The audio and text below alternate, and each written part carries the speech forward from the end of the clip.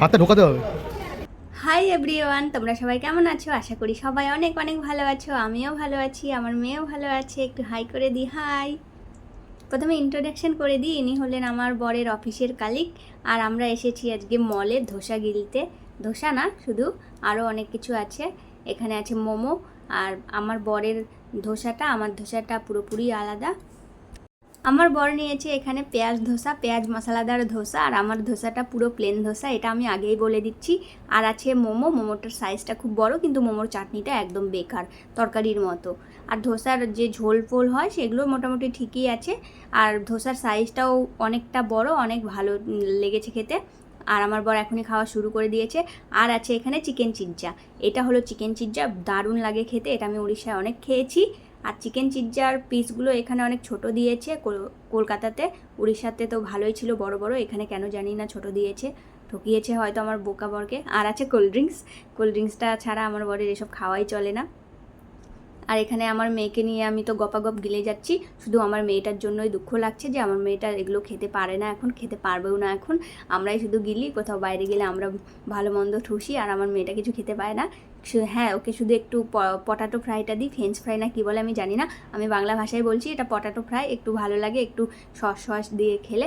আমার মেয়ে এখন খাবে, এখনই খেলে ওকে দেখবে। ওকে কিছু যদি আমি খেতে দিই, ও নিজে না খেয়ে আমাকে প্রথমে খাওয়ায়, আগে মাকে খাওয়ায়, তারপরে ও খায়।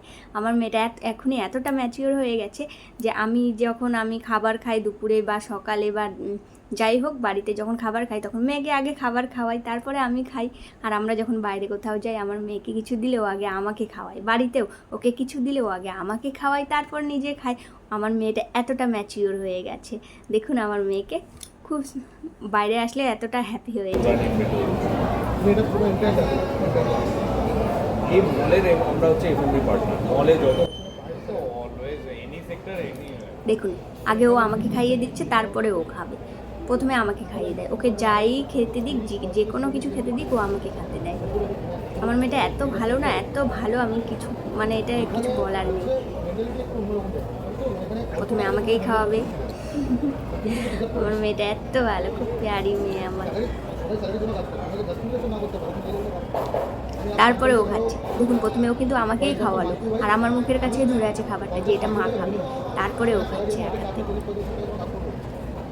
দেখো, ওর খাবারটাও আমাকে খাইয়ে দিচ্ছে।